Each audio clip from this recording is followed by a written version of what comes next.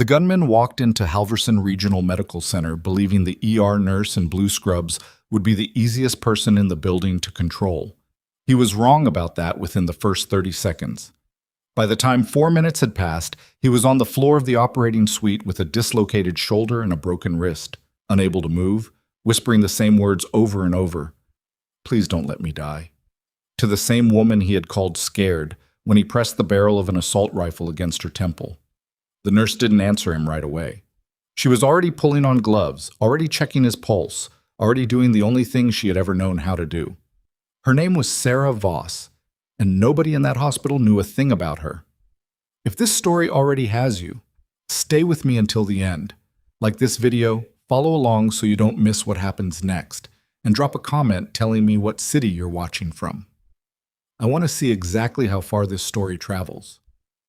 The morning started the way most bad mornings do, quietly, with no warning at all.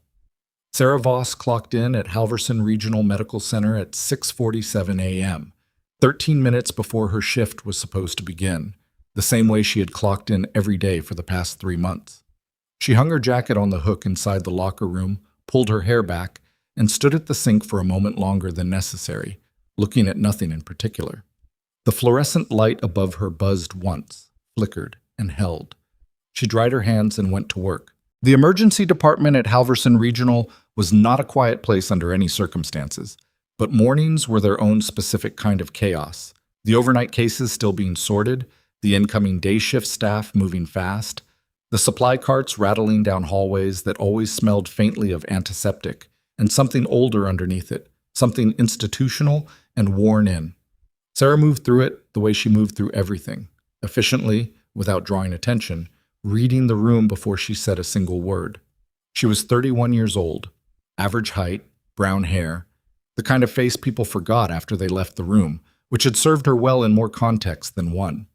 She had been a travel nurse before Halverson, and before that she had spent 6 years in the United States Army as a combat medic. 2 of those years deployed overseas in conditions that she did not describe to anyone here, and that no one here had thought to ask about. She wore her service the way she wore everything else, quietly, underneath the surface, where it didn't inconvenience anyone. The ER charge nurse that morning was a man named Pete Gallagher, 50s, permanently tired, who handed her the board without looking up from his paperwork. Beds 4, 7, and 9 are yours.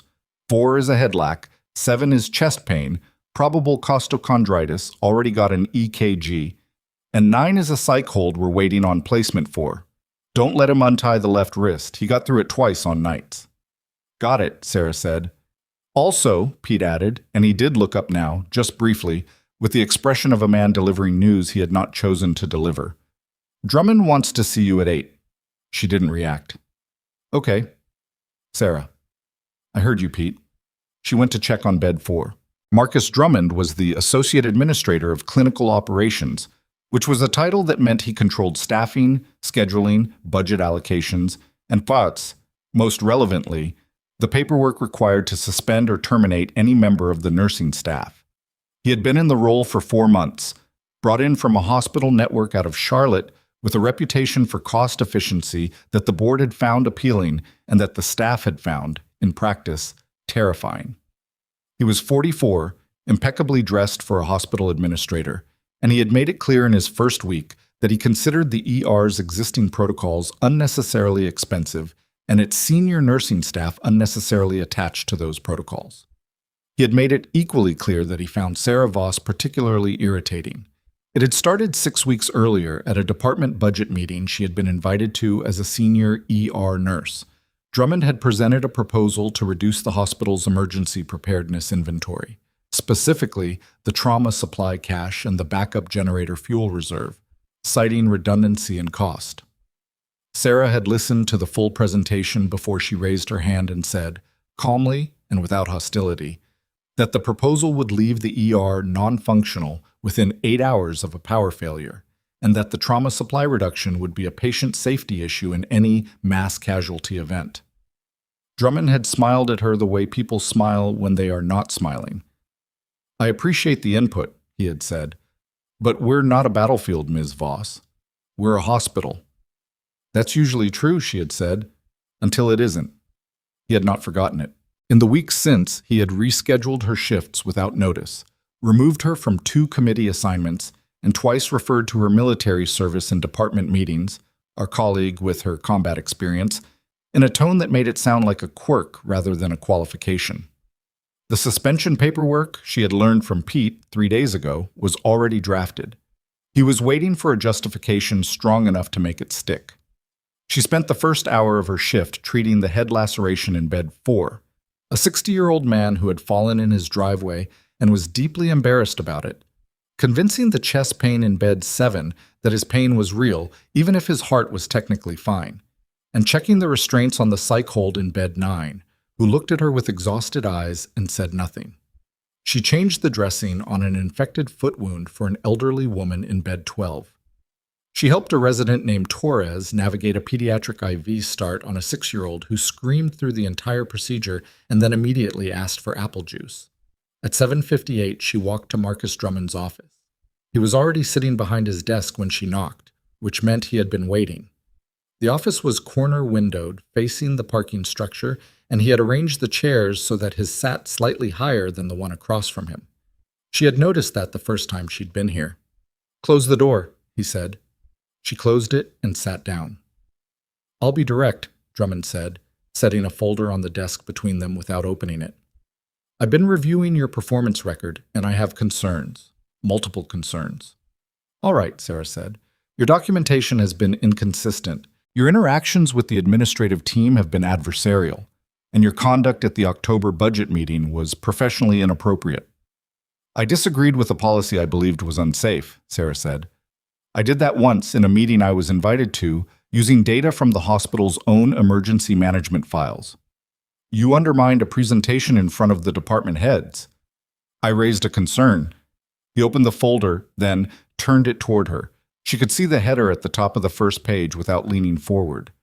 "Notice of suspension. Pending review." "I have the authority to issue this today," he said. "What I'm offering you instead is the opportunity to voluntarily step back from your senior nursing designation. You'd remain on staff, but in a standard floor rotation. No committee involvement, no charge responsibilities." She looked at the folder. Then she looked at him. "You want me to give up my role voluntarily so the paperwork looks cleaner. I want to resolve this without escalating." "I'm not going to do that," Sarah said.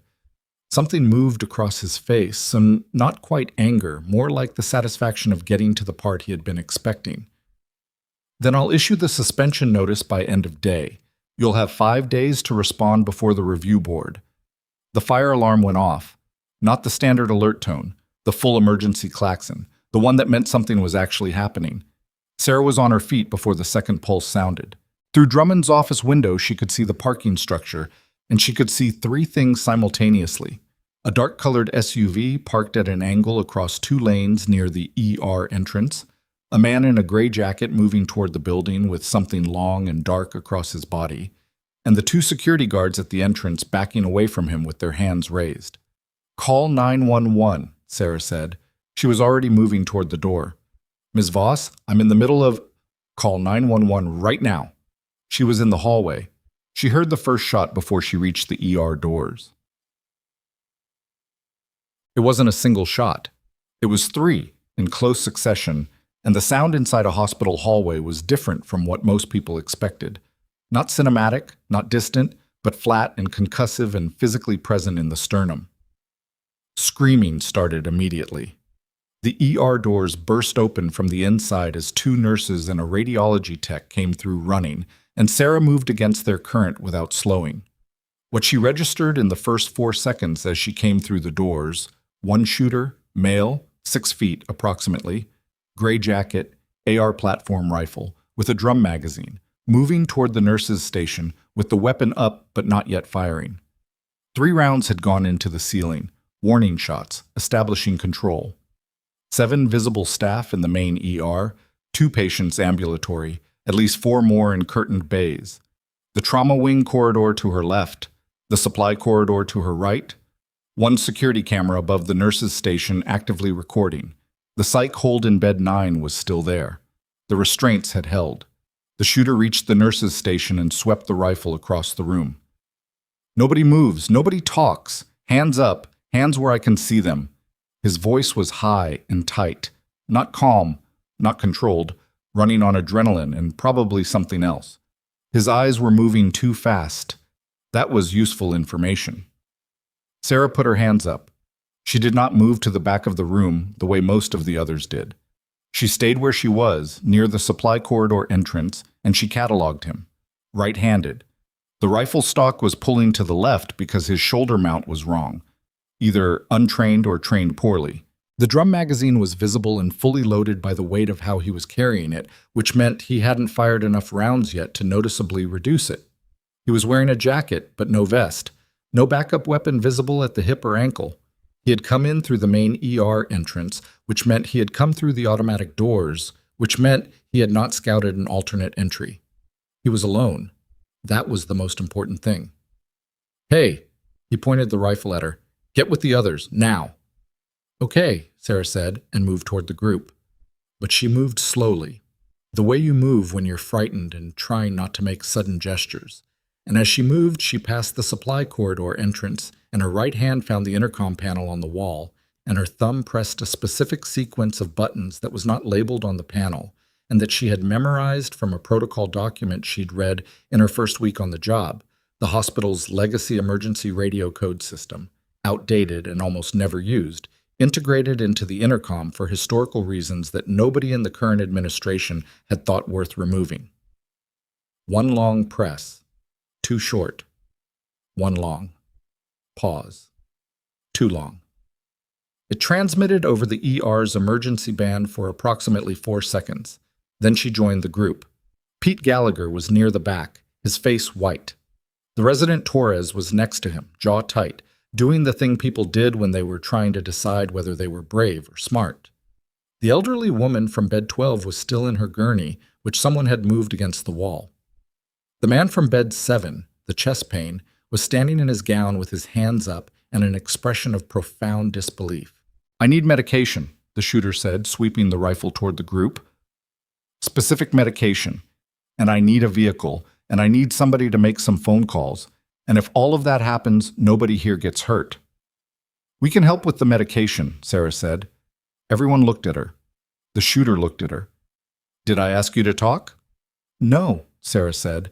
"But I'm the senior nurse on shift, and if you need specific medication, I'm the one who can actually get it for you.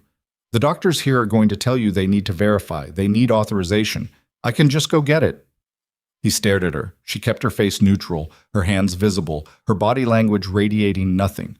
Not defiance, not servility, just functional calm, the specific kind that wasn't performing anything. "What's your name?" he said. "Sarah." "You scared, Sarah?" "Yes," she said. It was the true answer, and it was also the tactically correct answer, and she had learned long before this morning that those two things were not mutually exclusive. He moved the rifle toward her. "Come here." What followed was not a negotiation exactly. It was a conversation that existed inside the space between what the shooter thought he was controlling and what he was actually controlling, and those two things were not the same. He moved the group into the trauma bay, the larger, more enclosed space at the back of the ER, and Sarah walked with them, and as she walked, she did 3 things that no one else would have identified as deliberate. She pulled one of the portable stretchers slightly off angle as she passed it, creating a partial obstruction at the trauma bay entrance that looked accidental. She palmed a tourniquet from the supply shelf and put it in her scrubs pocket. And she caught Pete Gallagher's eye for half a second and flicked her gaze to the crash cart in the corner, then back to him. He didn't understand what she meant. That was all right. It was enough that he was watching. The shooter positioned himself at the trauma bay entrance, rifle up, the group in front of him. He wanted medication.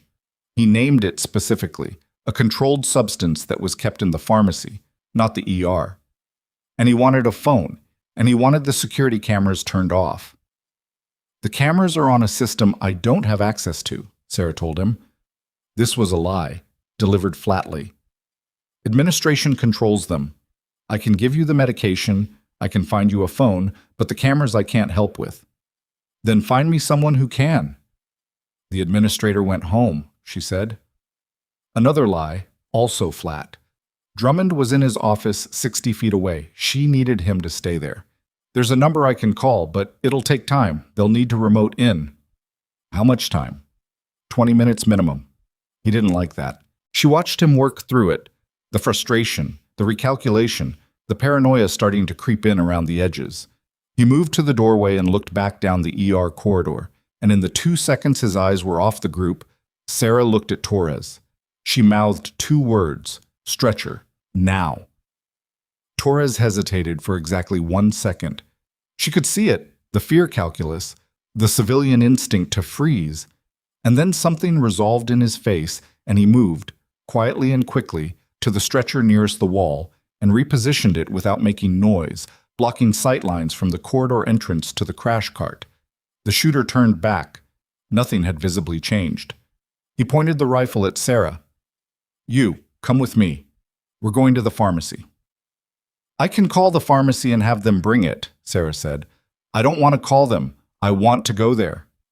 "If we leave this area, the other patients can't be monitored," Sarah said. 3 of the patients in here are high acuity. If something happens while we're gone, that's not my problem." "It'll become yours," she said. "If someone dies because there was no medical staff present, it changes what you're looking at when this ends. Right now you haven't hurt anyone. That matters." He stared at her. She could see him processing it, not because he cared about the patients, but because she had given him a practical framework for caring about his own outcome, which was the only framework that had any traction right now. "Fine," he said. "Call them." She crossed to the wall phone and dialed the pharmacy extension. When the pharmacist answered, a woman named Dana, voice tight with someone who had clearly heard what was happening, Sarah said, in a completely normal tone, "Hi, this is Sarah Voss in the ER. I need a request filled. Can you bring the following to Trauma Bay 1? She recited the medication name and dosage the shooter had specified. Then she said, "And can you make sure you log that as an unscheduled request through the E7 protocol, just for documentation?" There was a pause. Yes, I'll log it." "Great, thank you." She hung up. E7 protocol was not a real pharmacy protocol at Halverson Regional, but it was a real code, the 7th emergency designation in the military triage system she had trained on 6 years ago, the one that meant hostile presence confirmed do not approach, contact emergency services. Whether Dana knew what it meant didn't matter. What mattered was that it would look like nothing to the shooter and would be on the phone log when investigators pulled it. Every action Sarah took inside this building was being archived, whether Drummond's cameras liked it or not. 40 minutes into the incident, the shooter's behavior shifted. This was predictable. Adrenaline has a metabolic ceiling, and when it starts to come down without resolution, without the thing the person wanted actually materializing, what replaces it is usually one of 2 things: desperation or exhaustion. In her experience, desperation was harder to manage. It made people unpredictable. Exhaustion at least had a rhythm to it. He was getting desperate. The medication had arrived. Dana had sent it via pneumatic tube to the ER station rather than bringing it herself, which was exactly right. And the shooter had confirmed the dosage and pocketed it with the specific efficiency of someone who had been planning this part. But the vehicle he wanted hadn't materialized. The phone calls he wanted made hadn't produced results, and the external noise, sirens, distant but multiplying, was clearly reaching him. "What is that?" he said. "Police response," Sarah said. "That's standard for a firearm incident. They're not here yet." "Sounds like they're right outside." "They're on the perimeter. They have protocols. They won't enter a medical facility with patients until there's communication established. You have time." This was partially true and partially fabricated, and she said it with the same weight she gave everything else, which meant he had no reliable way to distinguish between them. What she knew, and he didn't. If her radio code had transmitted correctly, the response already in motion was not a standard police call. The legacy emergency band she'd used was monitored by a federal coordination channel. She had learned this from the protocol document, a footnote that no one had thought important. And the pattern she'd transmitted was a military combat medical distress signal, outdated by civilian standards, but not by every standard. She didn't know for certain that anyone had heard it. She kept acting as though they had. At 47 minutes, the lights went out. Not all of them. The generator held and the emergency lighting kicked in within 3 seconds, casting the trauma bay in the flat amber of the backup system. But the main panel had tripped, and in the transition, something changed in the room. The shooter moved. Fast and wrong. He crossed to Sarah and grabbed her arm, pulling her in front of him, the rifle pressed against the side of her head. "What is that? What did you do?" "I didn't do anything," Sarah said. Her voice was steady. Her pulse was not, but her voice was. Power fluctuations happen when law enforcement establishes perimeter. They sometimes cut the external feed to disrupt communications. It's not targeted at you. Stop explaining things to me like I'm stupid. I'm not. I'm telling you what's happening so you can make informed decisions. You're still in control of this situation. He breathed. The barrel didn't move. She could feel the tremor in his grip. Not weakness, but the specific vibration of someone whose hands had been locked around a weapon for too long. "We're going to the OR," he said. "That's now." She walked. He followed, or rather, he stayed fused to her, moving with her through the back corridor of the ER and through the connecting hallway to the surgical wing. And as she walked, she pressed her left thumb against the back of her right hand and tapped. Muscle memory, a rhythm she hadn't used in years, a counting pattern from a different context, a different life. She was mapping the time intervals, measuring what she could measure. The surgical wing was empty. It was scheduled to open at 8, and no morning cases had been admitted yet. The overhead lights here were on the same generator backup and hummed at slightly lower intensity, throwing longer shadows. The smell was different, sharper, more chemically clean. He pushed her through the door of operating suite 2 and let it close behind them. "Okay," he said. He was breathing hard. "Okay, here's what happens next. You're going to call whoever you need to call, and you're going to get me a car, and you're going to get me out of this building." "All right," Sarah said. "There's a phone on the wall."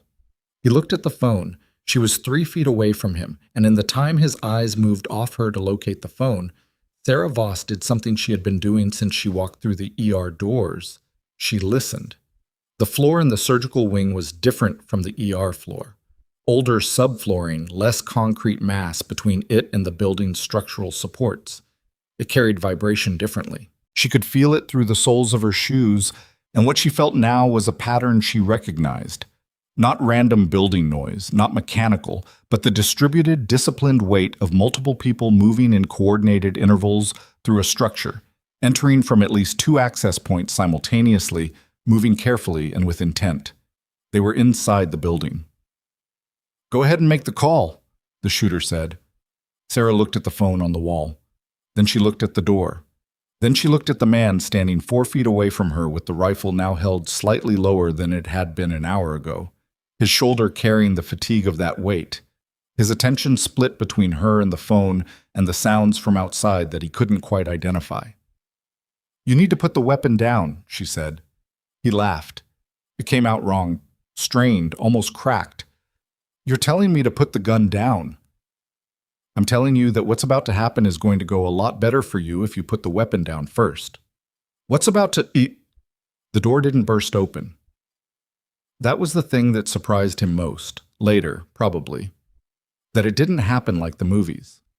The handle turned, the door opened at ordinary speed, and the hallway beyond it went very bright and very still, and in the threshold stood 2 men in tactical gear who did not rush and did not shout, and simply were there, occupying the space with the particular quality of people who had been in worse rooms than this one and knew exactly what they were doing.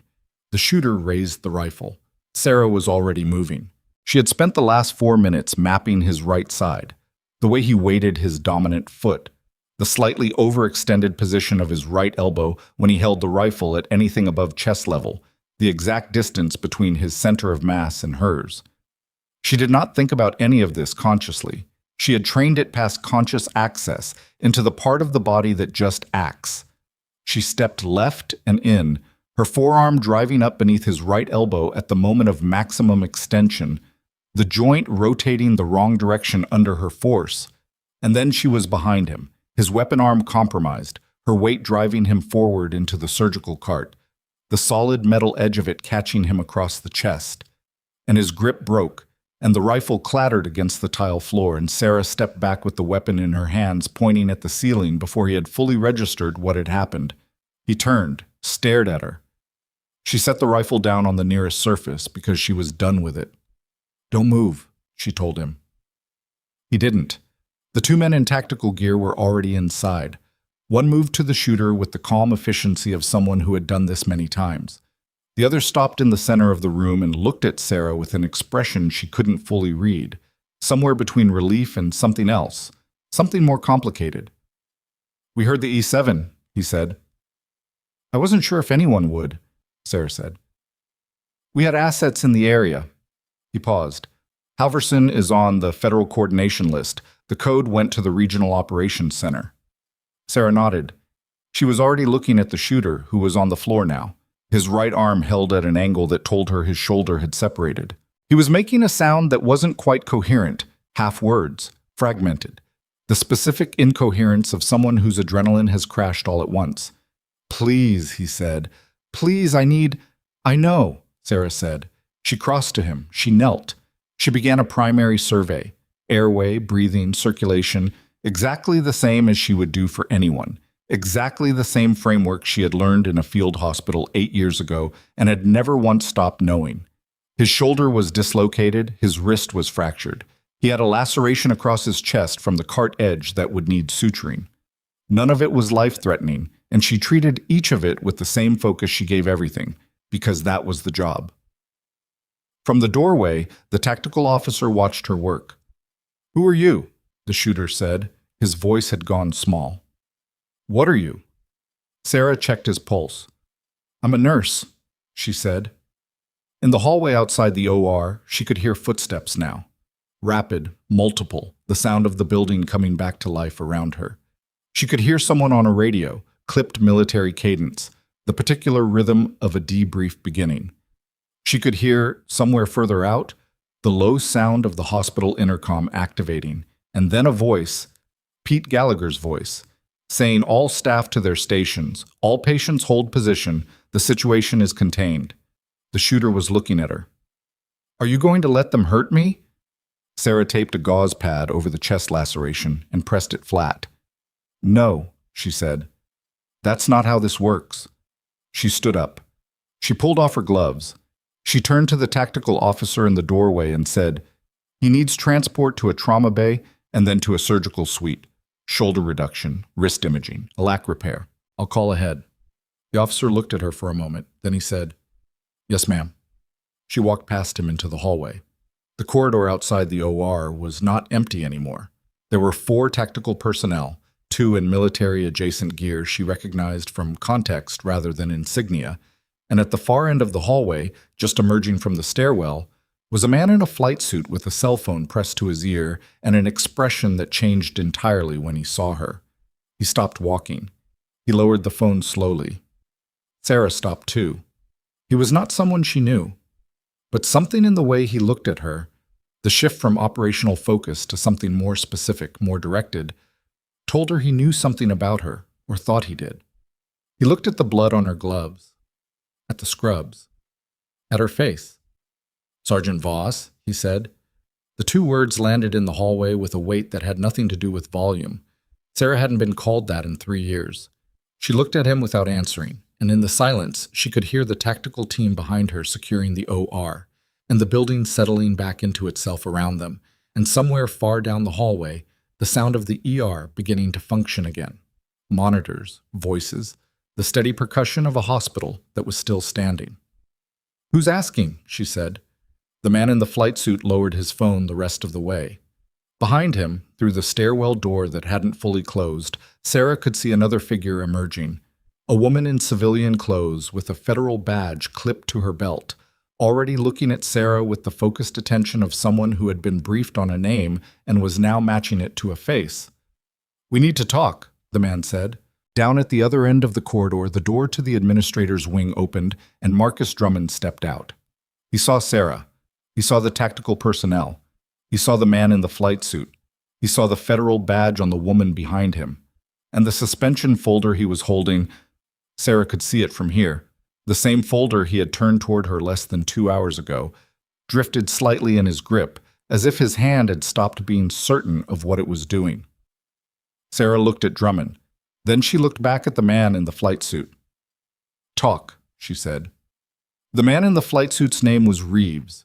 Colonel Daniel Reeves, he said, though he said it the way people say things they don't particularly need you to be impressed by.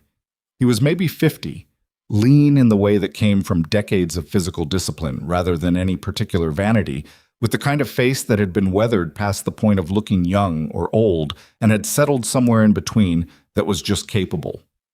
He gestured toward the small consultation room off the surgical corridor, and Sarah followed him in, and the woman with the federal badge followed both of them, and someone closed the door. The woman's name was Agent Darla Pritchard, DHS, and she had the energy of someone who had been awake since before Sarah's shift started and was running on professionalism alone. "How's your hand?" Reeves said. Sarah looked at her right hand. The edge of her palm was bruised where it had made contact with the shooter's elbow. She hadn't noticed until now. "Fine," she said. "You know the E7 is technically a decommissioned signal." "I know. We get maybe 2 of them a year, nationally. Most are accidents.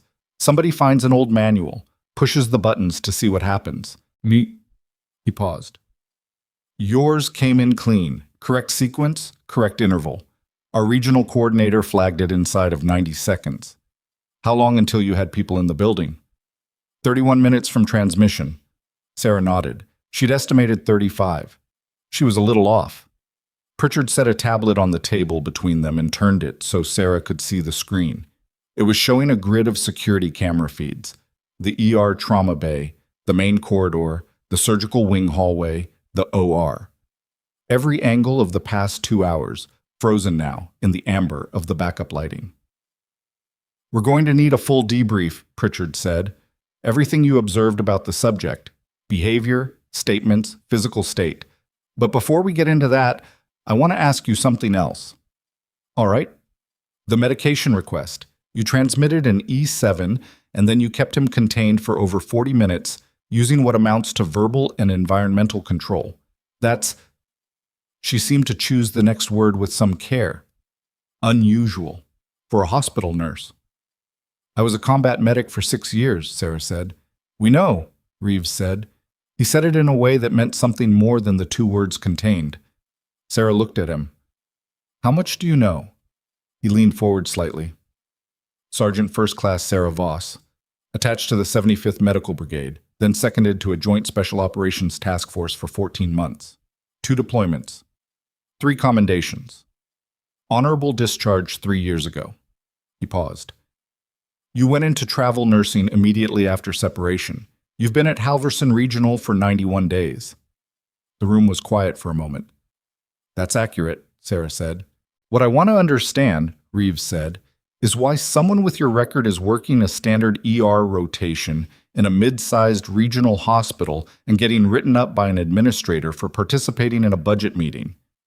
Sarah didn't answer right away. Outside the consultation room, she could hear the building moving. Voices, equipment, the specific organized chaos of a hospital in recovery after something bad. She thought about Pete Gallagher, who was probably standing at the ER desk right now, trying to reconstruct some version of normalcy. She thought about Torres, who had moved that stretcher without being asked twice. "I got out," she said. "People do." "People do," Reeves agreed. "But the ones who get out usually don't stay sharp enough to disarm a rifle-bearing subject in an enclosed space with no backup and no gear." "I didn't do anything that required training," Sarah said, which was not quite true, and all 3 of them knew it. Pritchard slid the tablet slightly to one side and folded her hands on the table. "Miss Voss, the individual in that OR is a man named Garrett Mull. 38 years old, prior criminal history, no psychiatric record we've found yet. We ran him as soon as we had a visual from your security cameras." She paused. "He didn't walk into Halverson Regional by accident." Sarah was still. "We have reason to believe this facility was specifically selected. The medication he requested. It's used in a specific treatment protocol. The vehicle demand suggests a planned exit route. This wasn't a mental health crisis walking in off the street. This was targeted." "Targeted how?" "That's what we're trying to determine." Pritchard looked at her steadily. And the reason we're telling you this rather than just taking your debrief and sending you home is that your presence here complicates the picture. My presence. Sergeant Voss, Reeves said, the joint task force you were seconded to during your second deployment, the one that's classified above the level of what we're discussing in this room right now. There are individuals associated with that operation who have been involved in 3 separate incidents in the last 18 months. Incidents that look unrelated from the outside. He stopped. This might be one of them. The air in the room changed. Sarah felt it the way she felt floor vibrations, in the body, below conscious processing. I've been out for 3 years, she said. We know. I have nothing to do with whatever you're describing. We're not suggesting you do, Pritchard said carefully. What we're saying is that your presence here, your specific history, at this specific facility, at this specific moment, is either a coincidence we need to rule out or something else we need to understand. Sarah looked at the tablet, at the frozen camera feeds, at the image of the trauma bay where 2 hours ago she had stood with her hands raised and counted the shooter's breathing intervals. What do you need from me? She said. What they needed, it turned out, was considerably more than a debrief. Pritchard walked her through it over the next 40 minutes.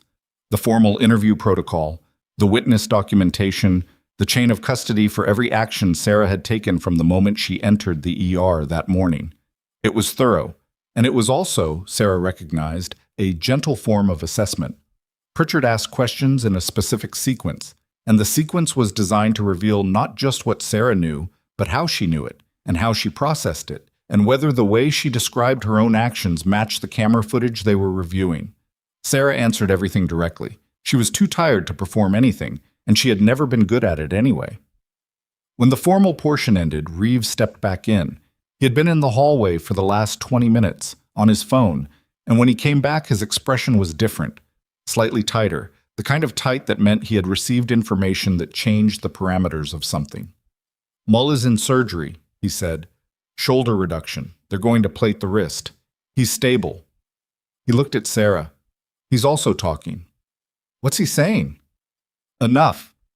Reeves sat down. Here's what I can tell you right now, and I want to be clear about what I can and can't share. Mull was contracted. Someone paid him to come into this facility today. Sarah processed that. For the medication. The medication is part of it, but the medication was a retrieval target, not the primary objective. Then what was the primary objective? Reeves was quiet for a beat too long. You, he said. We think the primary objective was you. The fluorescent light in the consultation room buzzed. Somewhere outside, someone dropped something metallic, and it rang off the tile floor, and then was silent. Sarah kept her expression level. It cost her something. Why? She said. That's the part we don't have yet. He leaned forward. But I want you to understand the implication. If this is connected to what I think it's connected to, if Mull's contractor has a line to the operation you were seconded to, then someone with knowledge of your current location and your current identity deliberately sent an armed individual into your workplace. 3 years after I separated. 3 years after you separated. Sarah stood up. She wasn't sure why. She didn't have anywhere to go. But she needed to not be sitting. She moved to the window, which looked out onto a narrow light well. Nothing to see but concrete and a strip of sky that was starting to go gray with late morning cloud cover. When I left the task force, she said, there was a debrief, standard separation protocol. I was told my involvement was fully compartmentalized and that there were no ongoing threat considerations for personnel at my clearance level. That was accurate at the time. At the time. There have been developments since then, Reeves said. I'm not able to detail them in this room, but the short version is that something connected to that operation has resurfaced in the last 6 months, and it has generated what we believe are retaliatory actions against individuals who were involved, including some who separated years ago. Sarah turned from the window. Are other people from the task force? Are they? 2 individuals with peripheral involvement have had incidents, Pritchard said. Neither was injured. Both are currently in secure accommodations. Sarah took that in. I need to make a phone call, she said. We'd prefer you didn't use your personal cell for the next... I need to call Pete Gallagher and tell him I'm still in the building and when I'll be back on the floor, Sarah said. Because if I disappear into a consultation room for 2 hours and nobody tells him anything, he's going to start calling my emergency contact, and my emergency contact is my aunt in Flagstaff, who is 73 years old and doesn't need this. There was a pause. Then Pritchard almost smiled. Not quite, but close. That's reasonable. She used the room's landline. Pete answered on the first ring and said, Sarah, what the hell is happening out there? Nobody's telling us anything. I'm okay, she said. I'm talking to some federal people. I'll be back on the floor as soon as I can. How's everyone holding up? Torres is treating a panic attack in bed 3. The chest pain from 7 went home without being discharged because nobody noticed. And the psych hold is asking for breakfast. Get him breakfast, Sarah said. And make sure Torres documents the panic attack properly. He tends to skip the vitals when people are upset. Got it. Pete's voice shifted. Sarah, what you did in there. I'll talk to you when I'm back, she said, and hung up. When she turned around, Reeves was watching her with an expression she couldn't fully categorize. It wasn't admiration exactly. It was more like recognition. They moved her to a different room an hour later, an actual conference room on the administrative floor, with a table and chairs and a phone and a window that looked out over the hospital's front entrance, where Sarah could see the remnants of the law enforcement response. 2 tactical vehicles, a half-dozen unmarked cars, crime scene tape across the ER entrance, rerouting incoming patients to the urgent care annex. News vans were set up across the street. She counted 4 of them. Reeves brought in 2 more people she hadn't met. A man named Walsh, who introduced himself only by surname and sat at the end of the table with a laptop. He looked at more than he looked at anyone in the room, and a woman named Lieutenant Sue, who was in Army uniform and sat very straight and said almost nothing for the first 20 minutes. They began walking Sarah through a series of photographs, people, places, documents, everything redacted to the point of being almost abstract, but enough to see shapes, enough to triangulate. She recognized 3 of the photographs. Stop, she said, when Walsh scrolled to the 4th. Go back. He went back. The image was a surveillance photo, grainy, a man in a parking structure somewhere with his face partially obscured. I know him, Sarah said. She did not say from where. She was thinking about what Reeves had told her, classified above the level of what we're discussing in this room, and she was thinking about how much she trusted the framework of what was being shared with her versus how much she was being used as a tool to confirm information they already had. These were 2 different things, and it mattered which one it was. Tell me the context, she said to Reeves. Not the classification, the operational context. What are we actually talking about here? Reeves looked at Lieutenant Sue. Something passed between them. There was an asset, Sue said. It was the first time she had spoken at length. Her voice was careful, each word placed. During the operation your unit supported in year 2 of your deployment, an asset who provided intelligence that was subsequently disputed. The dispute has never been formally resolved. Disputed by whom? By people who have since exited official channels, Sue said, and who appear to believe that certain personnel involved in the original operation have documentation that contradicts their current account of events. Sarah looked at her. Do they? Do they what? Do those personnel have documentation? Sue's expression didn't move. We're not aware of any such documentation. Sarah looked at the surveillance photo, at the partially obscured face. She thought about 3 years of ER shifts. She thought about the way she had learned since separating to keep her apartment sparse and her social media non-existent, and her forwarding address never updated beyond the minimum required. She had told herself that was just how she was. Private, minimal, the habits of someone who found civilian life slightly too loud in too many ways. She had not told herself the actual truth, which was that some part of her had always known that quiet wasn't the same as safe. I want to understand something, she said. Mull came in here this morning. He came in armed. He came in with a specific target, me, according to you, and he failed. What happens now? What's the escalation pattern? That's what we need to assess, Reeves said. That's not an answer. No, he agreed. It isn't. Walsh looked up from his laptop. We're running Mull's financials now. The payment trail is going to take time. but we should have an origin picture within 24 hours. And until then, Sarah said. Nobody answered immediately, and the quality of the silence told her more than an answer would have. Before anyone could speak, there was a knock on the conference room door. A young officer Sarah hadn't seen before opened it and leaned in, looking at Reeves. "Sir, the administrator, Drummond. He's been outside this room for 40 minutes requesting to be part of this conversation, and he's now, his words, threatening to contact the hospital's legal team about federal personnel operating on hospital grounds without his authorization." Reeves turned to look at Sarah with the expression of a man who had been waiting for something to become a problem and was now watching it become one. Sarah looked at the door. She thought about the suspension folder, about "We're not a battlefield, Ms. Voss," about 6 weeks of being rescheduled and reassigned and managed down by a man who had looked at her record and seen nothing worth considering. "Let him in," she said. Reeves looked at her. "Let him in," she said again, "because if he's going to threaten the hospital's legal team, he should probably know first what the hospital's security camera system has been recording for the last 2 months and what federal investigators are going to find when they pull the footage related to his emergency preparedness decisions." The room was very quiet. Walsh, very slowly, closed his laptop. Reeves looked at the officer at the door. "Give us 5 minutes," he said. The door closed. Reeves turned back to Sarah, and for the first time since she'd met him an hour ago, there was something new in his expression.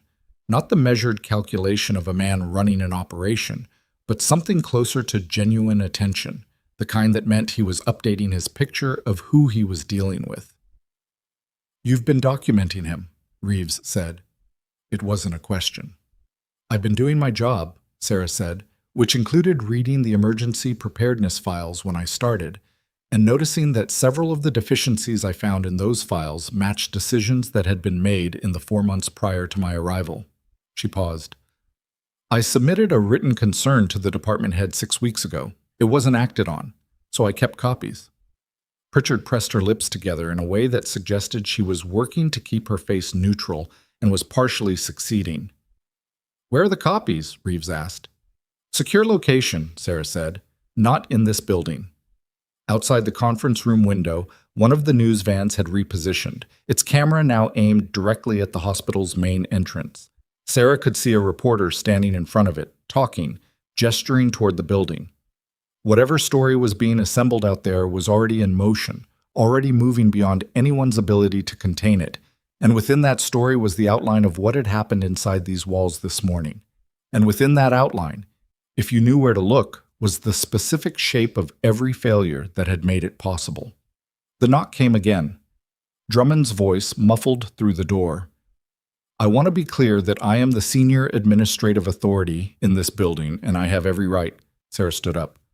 "I'll talk to him," she said. "Miss Voss," Pritchard started. "I know what I'm doing," Sarah said, and she walked to the door and opened it herself, and Marcus Drummond was standing in the hallway with the suspension folder still in his hand. He had actually carried it up here, had held on to it through 2 hours of a federal response unfolding around him. And when he saw her face, something in his expression went uncertain in a way she had not seen from him before. "Ms. Voss," he said, "I need to be informed of what is... The security footage from the last 60 days has been flagged for federal review," Sarah said. Her voice was even. "That includes the footage from the administrative wing, the department meetings, and the facilities management access logs. I'd suggest you call your personal attorney before you call the hospitals." Drummond stared at her. Behind Sarah, from inside the conference room, she heard Walsh opening his laptop again. The suspension folder in Drummond's hand moved, a small, involuntary motion, his grip adjusting. And 2 pages slid out from the bottom and fell to the hallway floor, and he bent to pick them up with the particular gracelessness of a man whose balance has been knocked off by something he didn't see coming. Sarah didn't watch him pick them up. She was already looking past him, down the corridor, where Lieutenant Sue had followed her to the door and was now standing just behind Sarah's shoulder, in uniform, with the quiet authority of someone who did not need to say anything for her presence to mean something. Drummond straightened. He looked at the folder in his hands. He looked at Sue. He looked at Sarah. "I think," Drummond said, and his voice had lost its administrative certainty, had gone slightly rough around the edges. I need to make a phone call." That's a good idea, Sarah said. He walked away down the corridor and Sarah watched him go, and she felt something that was not satisfaction exactly. It was too early for satisfaction. There was too much still unresolved, too many threads that Reeves and Pritchard had started pulling and hadn't finished. But it was adjacent to it, the particular feeling of a thing beginning to move in the direction it should have been moving all along. She turned back to the conference room. Reeves was watching her from the doorway with his arms crossed and an expression she still couldn't fully read.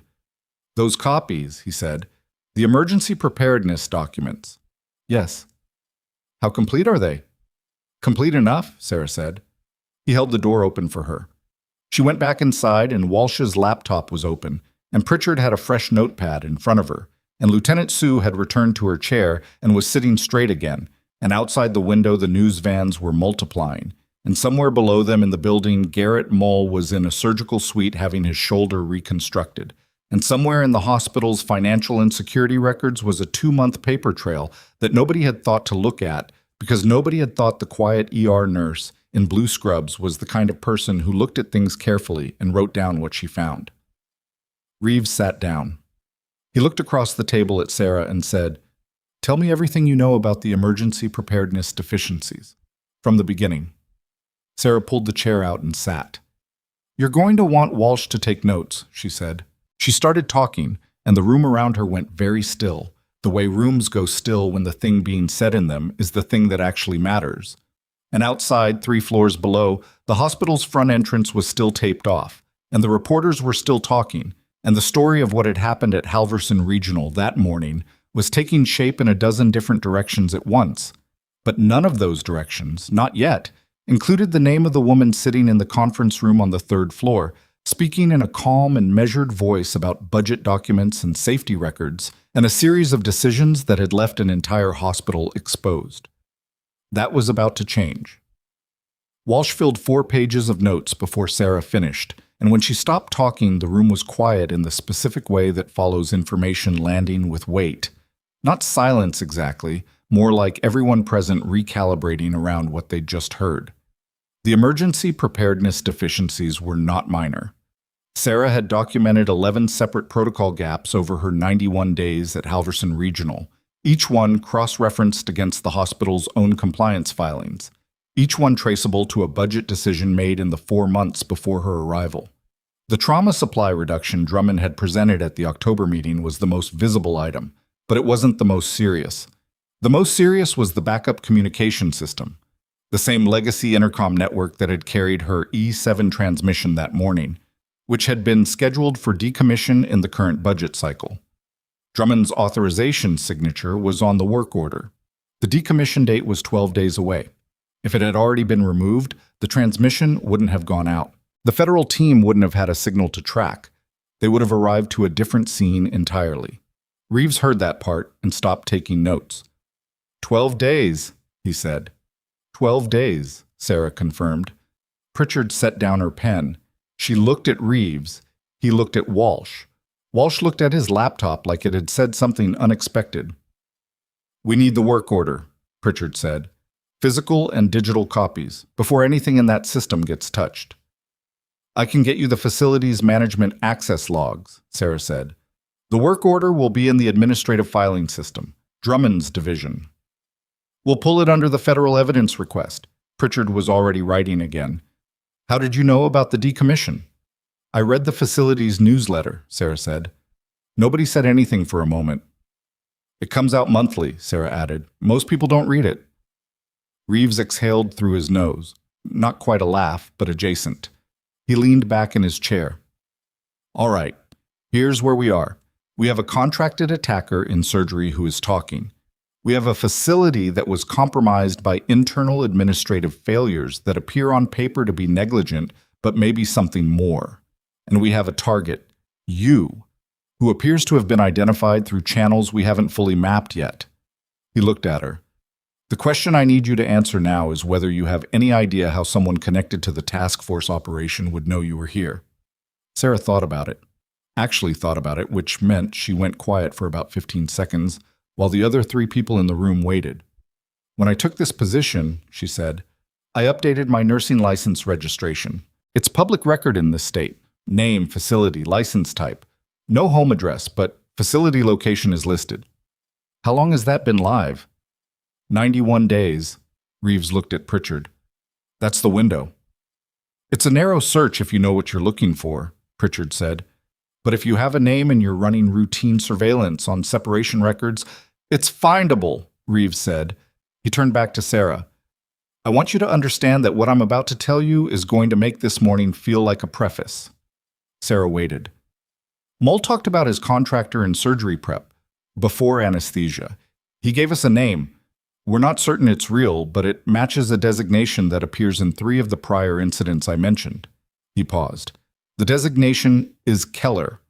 We don't have a face, a full identity, or a confirmed location. What we have is a pattern. Keller appears to use contracted intermediaries rather than direct action, which means Mull is the outer layer of something with more layers. Which means, Sarah said, that Mull failing doesn't end it. Correct. The word sat in the room. Okay, Sarah said. She said it the way she said most things, flatly, without the inflection people used when they were trying to signal how they felt about a thing. What do you need from me?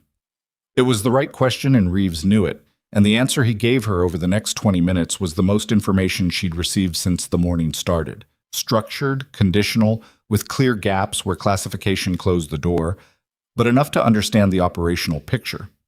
Keller was connected to an intelligence dispute that had originated inside the task force operation Sarah had supported during her second deployment. The dispute involved the credibility of a source, the handling of that source's intelligence, and for this part Reeves said carefully, the question of whether certain records from that period had been accurately preserved or selectively altered.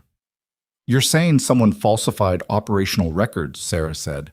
I'm saying that's what's being alleged, by people who have since gone outside official channels. And the people who went outside official channels believe that someone with access to the original records could contradict the falsified version. Yes. And they think I'm one of those people. Reeves was quiet for a beat.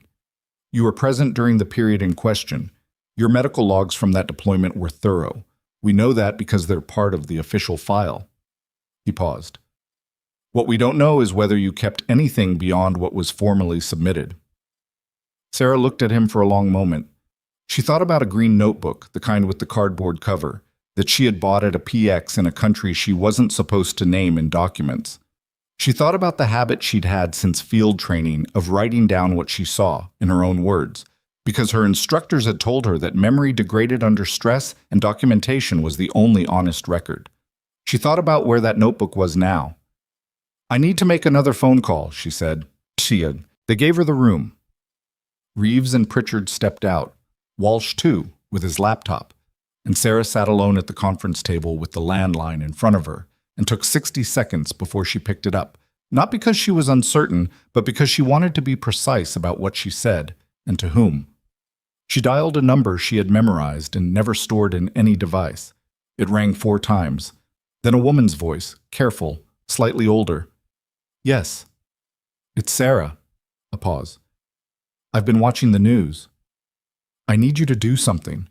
The package I left with you, the green one with the rubber band. Don't move it. Don't mail it. Don't open it. Don't tell anyone you have it. And if anyone comes to the door who isn't me, call this number. She read out Pritchard's direct line from the card that had been left on the table. Sarah. The voice was quiet. Are you safe? Yes, Sarah said. It was mostly true. Don't call me back on my cell. I'll call you when this is finished. She hung up. She sat with her hand on the phone for a moment. Then she opened the conference room door and told Reeves she was ready to continue. By 2 p.m, the hospital's 3rd floor had become a functional operations center that Marcus Drummond was not part of. The conference room held a rotating cast of federal personnel, hospital security staff who had been selectively briefed, and 2 individuals Sarah hadn't been introduced to who sat at the back of the room with earpieces and said nothing. Walsh had connected to the hospital's internal network and was working through the administrative file system with authorization that Drummond had technically not provided and technically could not refuse. Sarah spent an hour on the floor in between debriefs. She went back to the ER not because anyone cleared her to, but because the ER still had patients, and Pete Gallagher was running on too little sleep, and the 3 nurses covering were down to 2 because one had been sent home in shock after the morning's events. She checked on the psych hold who had eaten breakfast and was calmer, and she checked on the elderly woman from bed 12 whose foot wound had been redressed by someone who hadn't used enough padding, and she fixed it without comment. Torres found her at the supply cart around 2:15 and stood next to her without saying anything for a moment. "You doing okay?" she asked. "I don't know," Torres said. "I keep thinking about when you looked at me and I almost didn't move the stretcher." "But you did." I froze for a second. "A second is fine," Sarah said. "A second is human. You moved." He was quiet. Then, "What you did in that OR, I've never seen anything like it." "Don't think about it too much," Sarah said. "It'll get heavy if you carry it around." She went back to the 3rd floor at 2:30. Reeves met her at the elevator. "Mull is out of surgery and lucid," he said. "He's agreed to cooperate in exchange for consideration on the federal charges. We're doing a formal interview in 20 minutes. I want you there." "Why?" "Because he asked for you specifically." Sarah stopped walking. "He asked for me?" "By name." He said. Reeves checked his phone. "I'll talk, but I want the nurse there. The one who fixed my shoulder. Sarah." He looked up. "I don't know what that means operationally, but I don't want to refuse him and have him shut down before we get the Keller connection on record." Sarah thought about Mull on the OR floor, his voice small, asking if she was going to let them hurt him. She thought about the way fear looked when it finally ran out of places to go. "All right," she said. The room they had Mull in was a patient room on the 4th floor. Technically, a step-down unit bed, monitors attached, his right arm immobilized in a post-surgical brace. 2 federal agents stood outside the door. Inside, a woman Sarah hadn't met before was setting up a recording device. Pritchard was there. Reeves. Mull looked worse than he had in the OR, which was what happened when adrenaline finished leaving the body, and what remained was just a person in a hospital bed with 2 broken bones and a weight that had accumulated over however many bad decisions had led him here. He was not young, close to 40, the kind of face that had been hard used. He had a tattoo on the left side of his neck that Sarah could now see clearly, a branch and 2 numbers, meaning she couldn't read. He looked at her when she came in. Something in his face loosened slightly. "You came," he said. "You asked," Sarah said. She pulled a chair to the bedside, not close, not distant, the clinical middle distance of someone there to listen rather than to comfort. "How's the shoulder?" "They gave me something. It's okay?" He paused. "The wrist hurts more." "It'll hurt more tomorrow," Sarah said. "The plate will ache for about 3 weeks. After that, it mostly settles." "You know a lot about this stuff." "Enough!" Mull looked at the ceiling. His jaw moved slightly, working through something. "I didn't know it was you," he said. "When I took the job, I knew there was a target. I knew it was a woman. I knew she was a nurse at that hospital. I didn't know what else." "Who told you she was there?" Reeves said. Mull's eyes stayed on the ceiling. "I got a message. A contact I've used before. Not direct, always through a relay. The relay changes. The name doesn't." "Keller," Pritchard said. Mull's head moved on the pillow. Not quite a nod, not quite a flinch. The message said retrieve specific medication from the facility's pharmacy. Use the distraction to confirm whether the target was present and report back before any direct action. The medication was to establish a cover motive, make it look like a robbery gone wrong if it came to that. "Confirm presence and report back," Reeves said. "You weren't contracted to hurt her." "No." Mull's voice had gone flat. "Not this time." The room went very still. "This time," Sarah said. Mull turned his head and looked at her. His eyes were not cruel. That was the thing that was hard to absorb. They were tired and cornered and something close to ashamed. "There's going to be another contact," he said. "After me. When Keller finds out this didn't work, and they'll find out, they monitor everything. There'll be a second approach. Different method. Better prepared." "How long do we have?" Reeves said. "I don't know. Hours, maybe. Keller doesn't wait when something goes wrong." Sarah looked at Mull. She thought about the morning when the rifle, the trauma bay, the OR floor, The 4 minutes that had started this entire unraveling. She thought about a green notebook in a box with a rubber band and a location she hadn't told anyone about yet. The medication you were supposed to retrieve, she said. What was it actually for? Mole blinked. I told you, cover motive. You told them that, Sarah said. I'm asking you, because I looked up the dosage you specified, and it's not consistent with personal use or black market resale. The quantity and formulation match a clinical application, specifically a protocol used in long-term sedation management. She paused. Who are they planning to sedate? Mole's eyes went to Reeves, then back to Sarah. Something moved across his face, the specific expression of a person deciding whether the truth costs them more than the lie at this particular moment. I don't know, he said. That's not an answer, Sarah said. It's the only one I have. He looked at her. I'm telling you the truth. I don't know what the medication was for. I was told to retrieve it and pass it off. I never asked more than that. She believed him, which was almost worse. Reeves stood up. He gestured to Pritchard, and they moved to the corner of the room, voices low. Sarah stayed at the bedside. Mole was watching her. The other people Keller went after, he said. His voice was very low. Before you. I heard about one of them. A man who got out the same time you did, roughly. Something happened to him that looked like an accident. Sarah kept her expression still. I'm not saying that to scare you, Mole said. I'm saying it because you should know what you're actually dealing with. Keller doesn't fail twice on the same target. That's a rule. It's known. Why are you telling me this? He looked at his immobilized arm. Because you fixed my shoulder, he said. In that room, after. You didn't have to do that. Sarah said nothing. You could have walked out, Mole said. Let them deal with it. I wouldn't have blamed you. I'm a nurse, Sarah said. Walking out isn't in the job description. From the corner of the room, Reeves raised his voice slightly, not to Sarah, to Pritchard, and Sarah heard two words that recalibrated everything. Signal intercept. She turned. Reeves was looking at his phone with an expression she had not seen on him before. Pritchard had gone still beside him in a way that was specific and trained. The stillness of someone receiving bad information and processing it before they moved.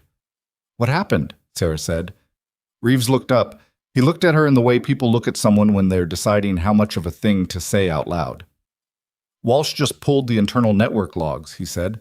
Someone accessed the hospital's administrative file system 40 minutes ago, remotely, from outside the building, through a credentialed login. He paused. The login belongs to Marcus Drummond. Drummond's been in the building all day, Sarah said. Yes, Reeves said. He has. Which means someone else had his credentials, Pritchard said, and used them 40 minutes ago, while Drummond was in the administrative wing and we were in this room. Sarah went through it fast. 40 minutes ago was 20 minutes into Mole's debrief. 40 minutes ago was while the federal team was focused on this room, on this conversation. 40 minutes ago, someone had used the distraction of the debrief to access the hospital's files, specifically the administrative system that contained the emergency preparedness records, the budget decisions, the work orders, and every piece of documentation Sarah had told Reeves about 3 hours ago. What did they access? Sarah said. Walsh's voice came over Reeves's phone, tinny and fast. Emergency preparedness files, administrative budget records, and a pause with keystrokes behind it. The facilities management log, the work order for the communication system decommission. Someone pulled it and deleted the original. The room was silent. Copies, Sarah said. Reeves looked at her. We made copies when Walsh accessed the system earlier, but if the original has been wiped and the copy chain isn't... I have a physical copy, Sarah said, in a secure location outside this building. She paused. That's what I told you earlier. Complete enough. That's what I meant. Reeves stared at her. The work order, she continued. The budget authorizations. The safety compliance filings with the discrepancies marked. I printed them 6 weeks ago after the department meeting when I realized nobody was going to act on my written concern. They're in the same package as the deployment notebooks. She met his eyes. Whoever just wiped the hospital's system didn't wipe mine. Reeves said nothing for 4 full seconds. Then he turned to Pritchard. Get a protective detail on the secondary location, he said. I'll need the address, Pritchard said. Sarah gave it to her. She said it once, clearly, and Pritchard wrote it down and was on the phone before Sarah finished the last syllable. On the bed, Mull had been listening. He looked at Sarah with an expression that was hard to name, somewhere between exhausted and something almost like relief that the person who had fixed his shoulder was more formidable than she appeared. Reeves's phone buzzed. He looked at it. His jaw tightened. "Walsh," he said, "talk to me." Walsh's voice again, faster this time. Whoever accessed the system planted something on exit, a file. It was set to transmit on a delay. We caught it before it went out, but it was addressed to an external server we haven't been able to locate yet. He paused. The file wasn't records or documents. It was a personnel file. "Whose?" Reeves said. The pause before Walsh answered was 2 seconds long, and Sarah already knew the answer before she heard it. "Sarah Voss," Walsh said. "Full service record, separation documents, current address, current facility, and a flag on the file, a single line of text added to the header." Another pause. "It says, 'Confirm present, proceed.'" Sarah stood very still in the middle of the room. Mull closed his eyes. Reeves lowered the phone and looked at Sarah, and what was on his face was the controlled urgency of someone who needed to move faster than the situation had been moving 60 seconds ago, and the specific weight of a man recalculating risk in real time. "We need to move you," he said. "I'm not leaving this hospital," Sarah said. "Sarah, there are still patients in the ER," she said. "Pete Gallagher is down 2 nurses. The psych hold hasn't been placed yet. And if Keller's next approach knows I've been relocated, they're going to adapt. If I stay, you know where I am, and you control the environment." She looked at him. "This building is the one place you can secure. Use it." Reeves looked at her for a long moment. From the bed, Mull spoke without opening his eyes. "She's right," he said. "That's how Keller thinks. Moving the target is what they're counting on." Reeves made a decision. She could see it happen, the specific resolving of a face when calculation finishes. "All right," he said. "We locked down the building. Every external access point, every credentialed login, every—" His phone buzzed again. He looked at it. Whatever was on the screen stopped him. He handed it to Sarah without a word. It was a photograph. Security camera, still, timestamp from 43 minutes ago. The hospital's parking structure, the same one visible from Drummond's corner office window.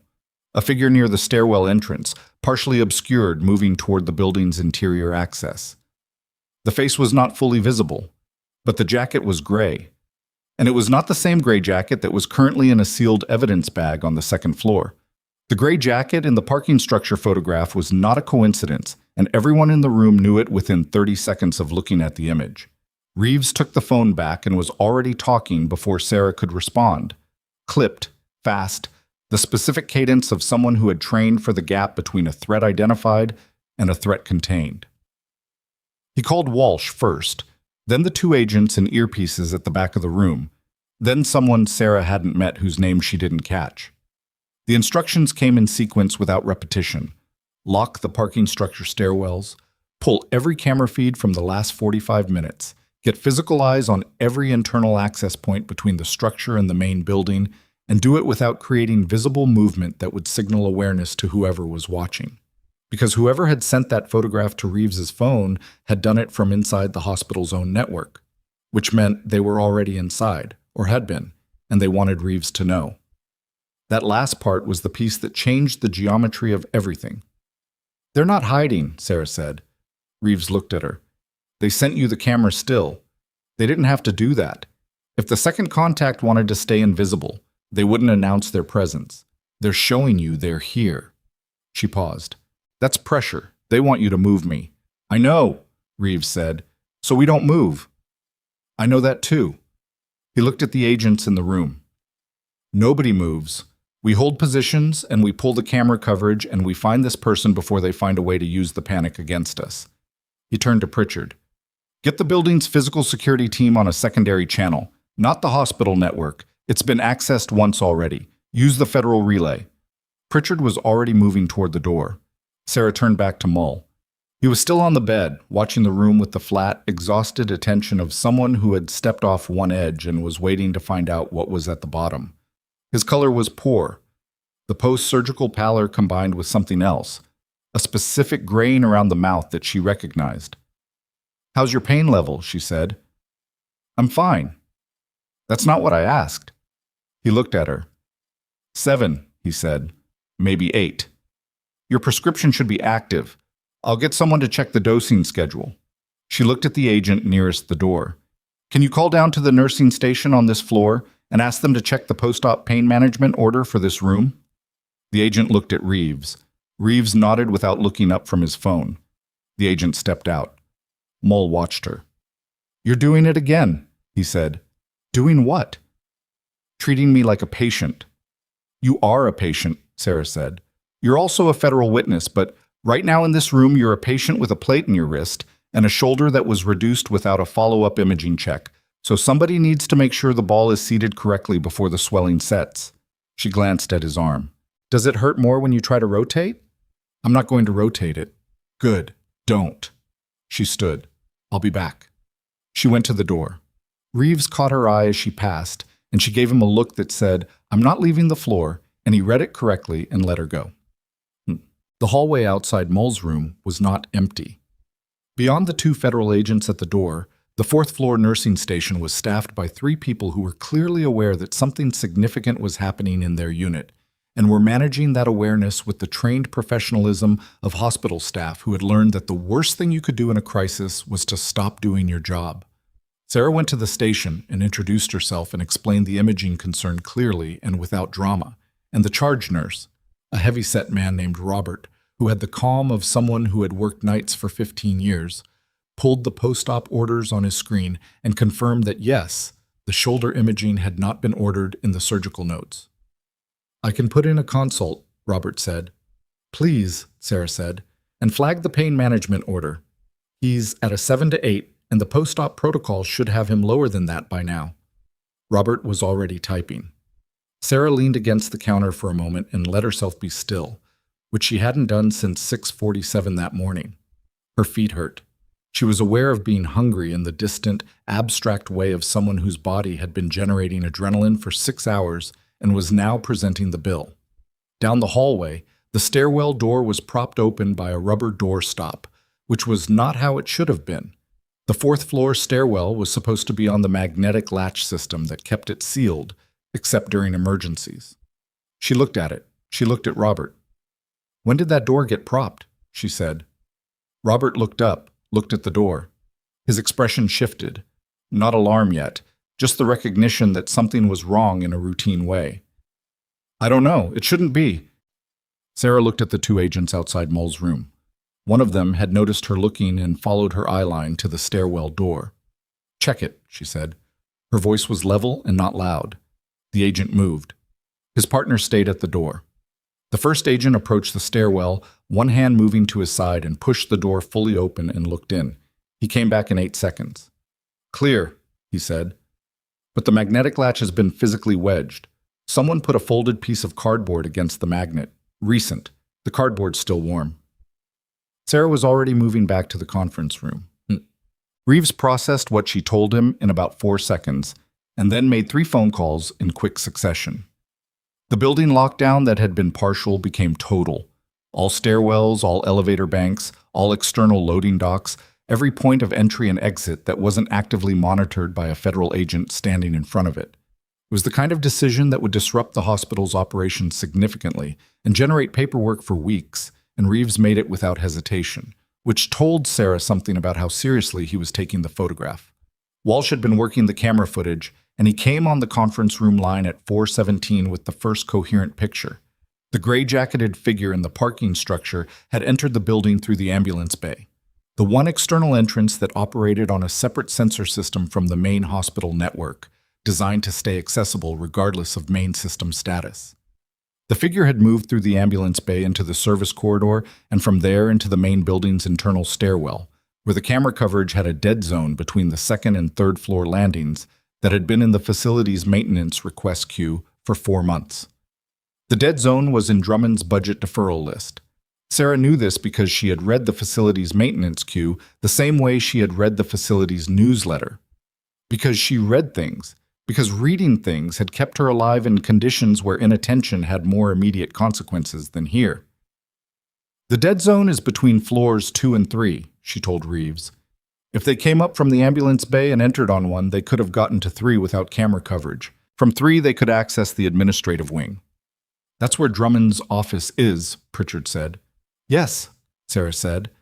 The silence in the room lasted about 2 seconds before Reeves said, "Where is Drummond right now?" Nobody answered immediately because nobody had been tracking Drummond for the last hour. He had been present in the administrative wing as of Mull's debrief, but the federal team's attention had migrated to the 4th floor, and Drummond had not been assigned a monitor. Pritchard got on her radio, came back in 40 seconds.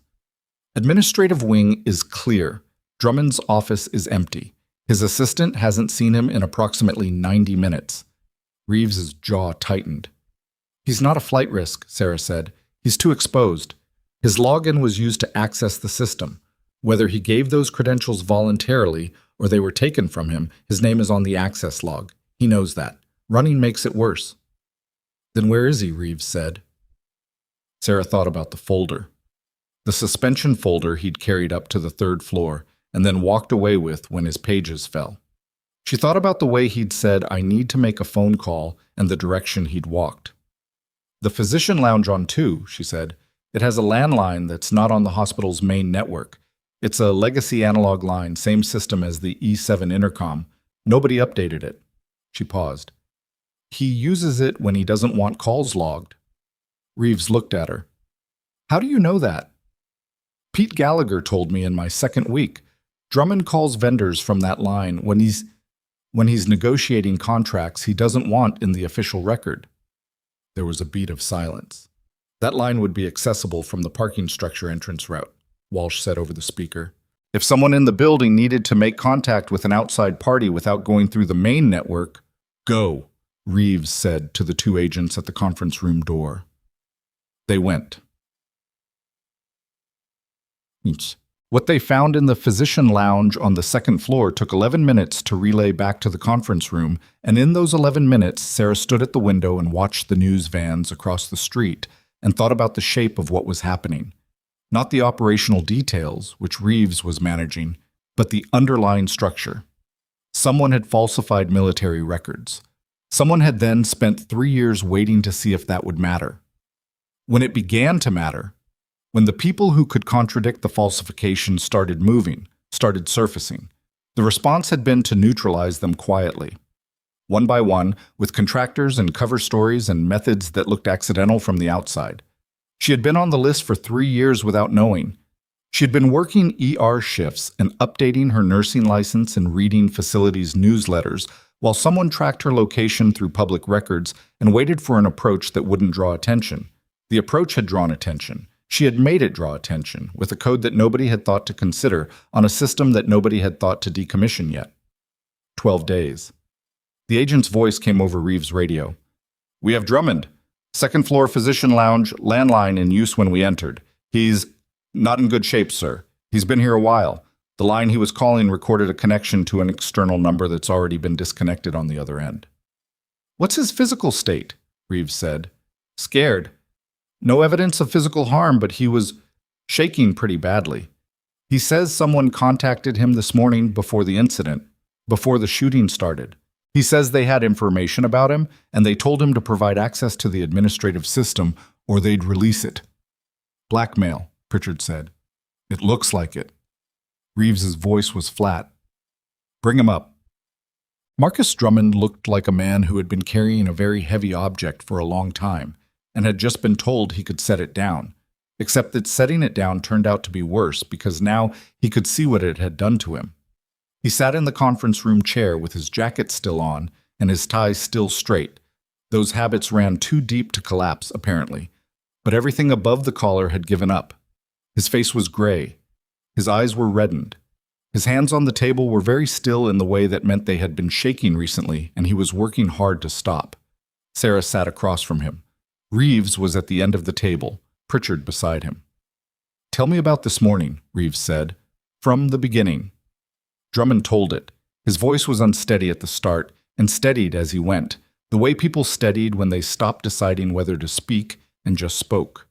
He had received a message at 6:15 a.m., before Sarah's shift started, before she had arrived at his office, through a personal email account, from a sender address that was now presumably scrubbed. The message had contained documents, personal documents, financial records, specifically the records of 3 vendor contracts he had managed in his previous position at the Charlotte Hospital Network, contracts that had been structured in a way that benefited a private company in which he had an undisclosed financial interest. It was fraud, small in the scheme of what existed in the world of hospital administration, and probably not something that would have ended his career if it had come out through normal channels with good legal representation, but devastating in the current context. A federal investigation already in progress, a hospital in lockdown, cameras rolling outside. They told me to provide system access, he said. The login credentials. They said if I did, the documents would stay private. If I didn't, he stopped. I didn't know what was going to happen. The shooting hadn't started yet. I thought it was a corporate thing, a competitor, someone from the old network. I gave them the login. When? Reeves said. 6:35, before I came into the building, which meant the credentials had been in Keller's network for over 8 hours before they were used. The system access at 4 o'clock hadn't been opportunistic. It had been planned, held in reserve until the right moment, used precisely when the federal team's attention was concentrated on Moll's debrief on the 4th floor. The budget decisions, Sarah said, the emergency preparedness cuts, were any of those directed from outside? Drummond looked at her. Something moved across his face. Not offense, which had been his default register with her for 6 weeks. Something more complicated. No, he said. Those were mine. I made those decisions because I was trying to hit the board's efficiency targets, and I made them without adequately reviewing the implications. He paused. The communication system decommission. I didn't know what that system was. I was told it was legacy infrastructure with no active function. Who told you that? Sarah said. The facilities coordinator. His name is Walsh, Reeves said into his phone. Walsh was already running the facilities coordinator. It took 6 minutes. The facilities coordinator, a man named Douglas Prater, who had been at Halverson Regional for 2 years, had been hired through a staffing firm that Walsh's search returned as a shell entity registered in a state that made tracing beneficial ownership difficult, but not, eventually, impossible. Prater was not in the building. He had called in sick that morning at 7 a.m., 40 minutes after Drummond had handed over his login credentials, and before the first shot had been fired in the ER. He's a plant, Pritchard said. He's been here 2 years, Reeves said. 2 years ago is consistent with the timeline of the operation resurfacing, Lieutenant Sue said. She had come back into the room sometime in the last 20 minutes. Sarah hadn't heard her enter. If Keller's network was preparing contingencies 18 months ago, placing an asset in a facility connected to a potential target would fit the pattern. The room absorbed this. 2 years. Prater had been at Halverson Regional for 2 years, recommending budget decisions and managing facilities requests, and nobody had looked at him twice because the facilities coordinator was not a position that attracted scrutiny. He had spent 24 months quietly dismantling the building's emergency systems while his employer documented the process. Sarah thought about the facility's newsletter, about the work order for the communication system, about the 12-day window. He wasn't just following orders, she said. He was creating conditions, the budget cuts, the maintenance deferrals, the camera dead zones. None of that was accidental. It was preparation. She looked at Reeves. This building was being set up for something, not just for this morning, something larger. Reeves looked at Lieutenant Sue. Sue's expression was the most unguarded Sarah had seen it. The medication, Sue said, the specific medication Moll was sent to retrieve. Long-term sedation management protocol, Sarah said. I told Reeves earlier, the dosage and formulation don't match personal use or street value. They match a clinical application for extended unconscious patient management, Sue said, which you would need if you were planning to hold someone in a medical environment for a period of days.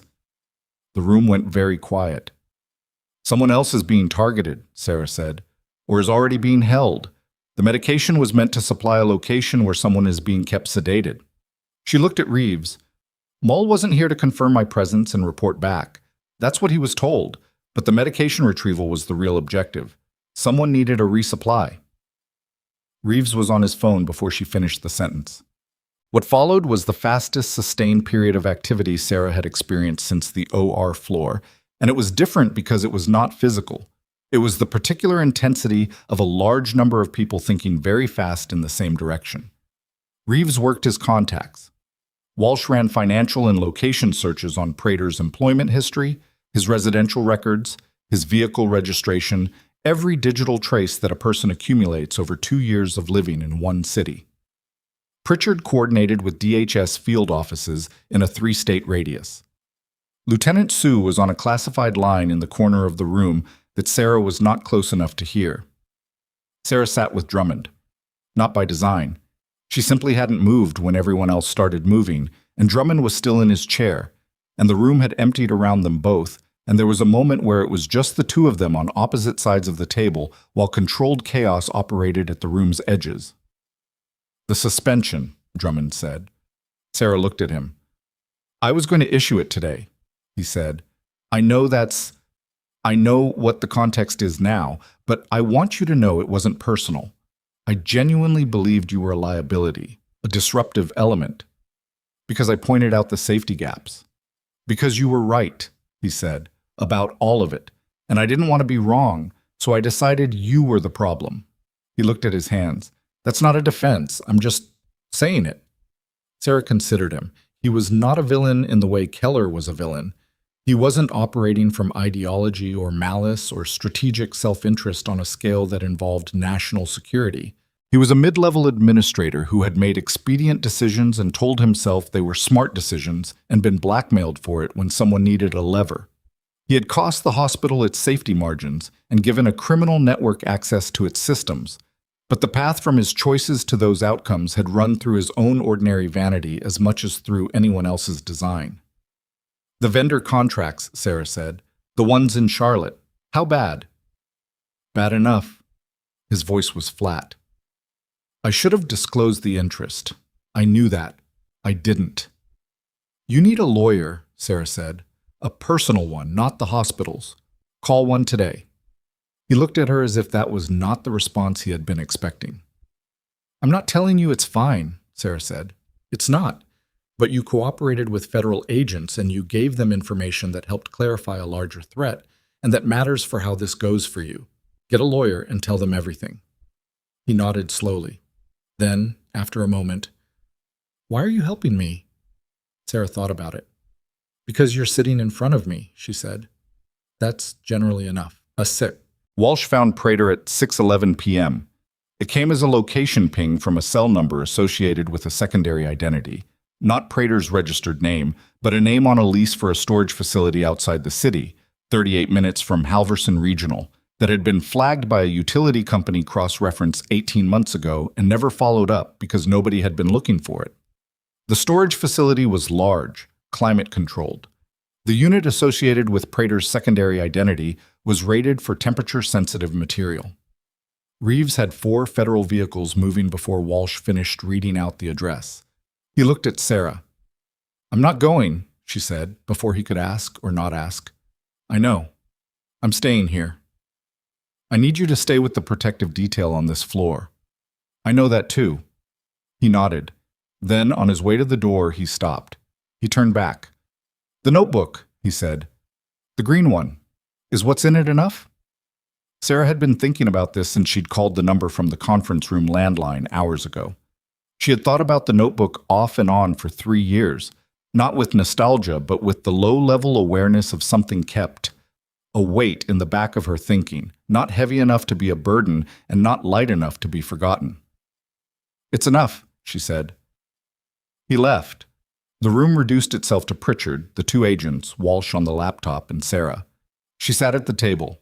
She drank the coffee someone had brought in an hour ago and forgotten to remove, which was cold and bad, and she drank it anyway because her body needed something to process. Walsh was quiet for about 10 minutes. Then, "Can I ask you something?" "Probably," Sarah said. "The E7 code, the intercom sequence. How did you know it would go anywhere? It's been decommissioned for years." Sarah set down the cup. "I didn't," she said. I knew it was the right signal for the right context. What happened after was I kept working with what I had. Walsh considered this. That's a lot of uncertainty to act on. Most things are, Sarah said. He went back to his laptop. The building outside the windows was settling into evening, the particular atmospheric change of a hospital at dusk. The light going blue through the corridor windows, the shift change happening somewhere below them with all its attendant noise. Sarah could hear it even from the fourth floor. She had always been able to hear the rhythm of a hospital's movement, had learned it in the same way she had learned to hear building vibrations and breathing patterns and the specific quality of silence that preceded something. The silence now was not that kind. It was the silence of something in process, not something about to break. She let herself feel that difference. Her phone buzzed. It was on the table in front of her, and the screen showed a number she didn't recognize. Not the cell number she'd told no one to call, but the hospital's own internal routing, a 4-digit extension. She looked at it. She looked at Walsh. "Internal extension," she said. 4 digits. Walsh typed something fast. "That extension doesn't map to any registered room or station in the system," he said. His voice had changed. Sarah, that's not in the directory. That's either a ghost extension or something hardwired that didn't get..." The phone buzzed again. She picked it up. The voice on the other end was not a voice she recognized. It was male, even, without regional accent, the specific neutrality of someone who had trained out whatever they started with. "Ms. Voss," the voice said, "I want you to know that nothing that happened today was personal." She did not respond. "I also want you to know that the notebook is not going to be where you think it is," the voice said. "The person you called this morning, your contact, was visited 40 minutes ago. The package has been collected." Sarah's hand on the phone was very still. "If you want to discuss terms," the voice said, "I can be reached through the extension you're currently on. You have 20 minutes before I close this channel." The line went silent, not disconnected. She could still hear the faint carrier tone, the open channel, waiting. Sarah looked at Walsh. His face had gone pale. "Trace it," she said. "Already trying," Walsh said. It's routing through the hospital's legacy analog infrastructure, the same lines as the E7 system. Sarah, whoever this is, they're in the building." She set the phone down but did not hang up. She looked at the carrier tone as if she could read something in it. Keller had let the channel stay open. That meant Keller wanted her to respond. And Keller wanting her to respond meant Keller needed something from her that the package alone wouldn't provide. Something only Sarah herself could give. Something the notebook contained but didn't fully explain.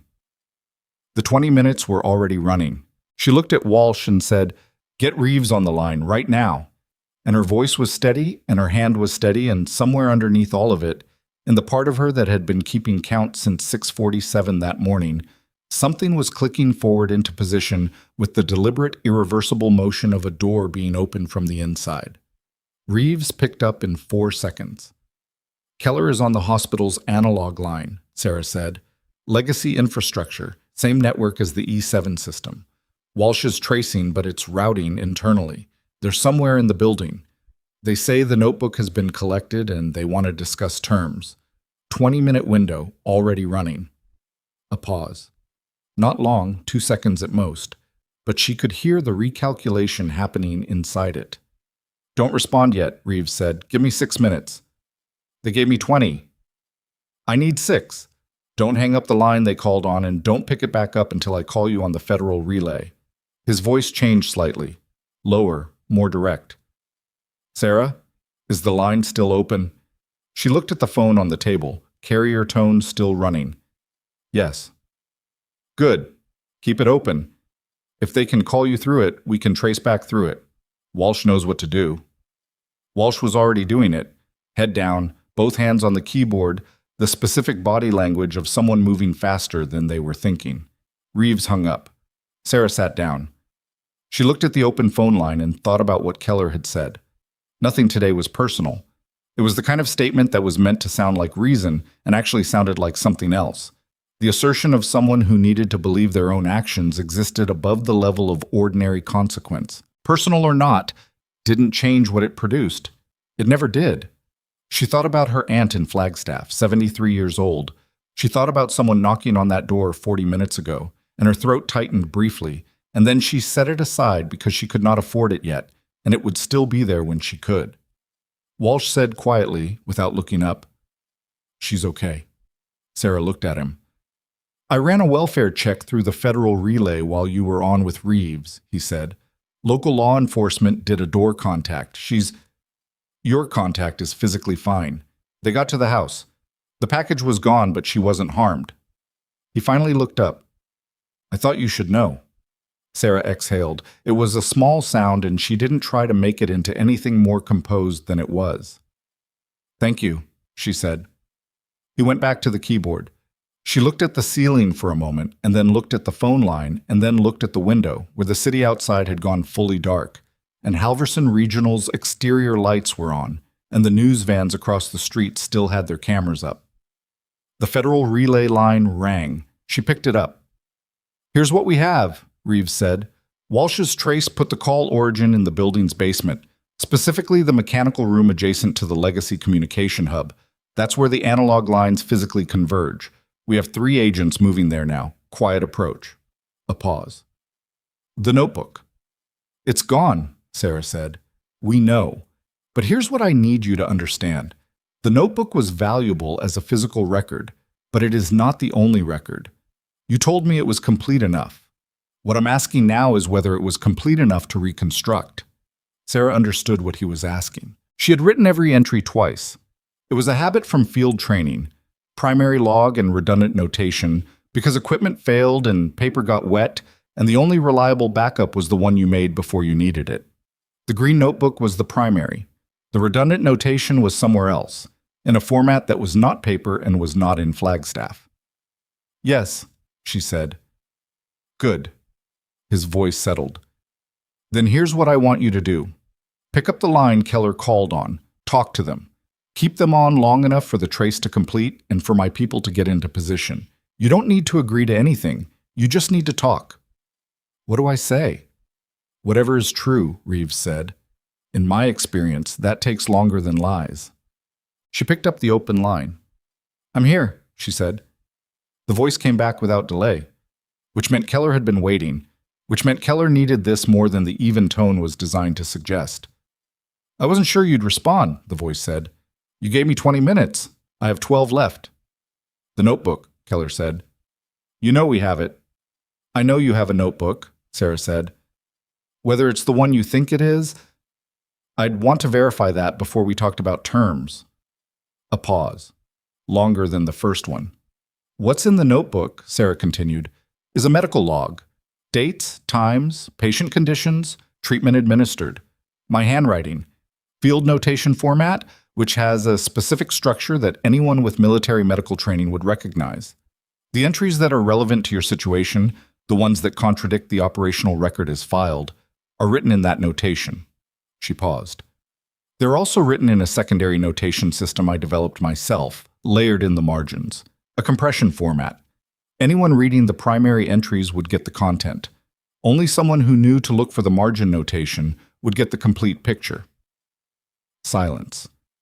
"The margin notation," Sarah said, "is not in the notebook." She let that sit. "You're saying there's a second component," Keller said. "I'm saying that a document that's been held in one location for 3 years by someone who understood what it contained was always going to have a contingency." She kept her voice even and tired, which was not performance. She was genuinely tired, and the tiredness had a kind of clarifying quality. "What you have is half of something. It's useful, but it's not complete. And the other half is not where you can get it," Sarah said. "Not tonight, not through contractors, not through Prater or Mall or a phone call on a legacy line from a building basement." Another silence. Longer. Sarah looked at Walsh. He held up 4 fingers, then 3. She kept talking.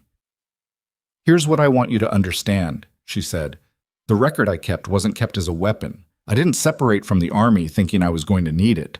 I kept it because keeping records was what I did. It was the job, and the job was the job regardless of what it documented." She paused. But 3 years of someone building toward this morning means I've had 3 years to think about what the record is for. And what I've decided is that it's not for negotiating with. It's for the people it belongs to, the official process, the institutional record, the actual outcome of an actual investigation. Idealistic, the voice said. It was the first time it had carried any inflection at all. Practical, Sarah said, because you've already used every other approach and you're calling me from a basement. 2 fingers. 1. The individuals who can contradict the operational record, Keller said, have a choice. Participate in a resolution that benefits everyone or Walsh, Sarah said without covering the phone. Got it, Walsh said. Room 014, sub-basement, mechanical corridor. Sarah said into the phone, the agents entering from the East Corridor access point are there now. You should hear them in about 8 seconds. She heard it, not on the phone line, but in the quality of the silence that followed, the specific silence of a person registering sound from a direction they hadn't expected. Then the line went dead. Then, over Walsh's radio, an agent's voice. Basement secure, 1 subject in custody, no resistance. Sarah set down the phone.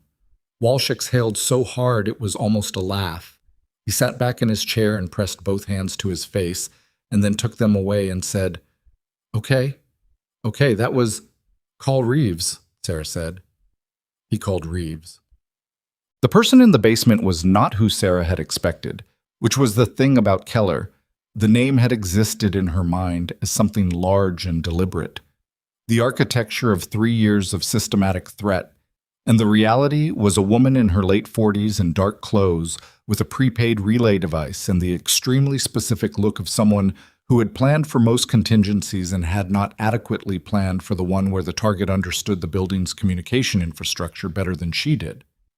Her name, when it came back through the federal identification process, was Noreen Vastic, former intelligence contractor, currently listed as a private security consultant, with a set of professional associations that Walsh described as a web of shell companies so interleaved that it was going to take a forensic accounting team weeks to map fully.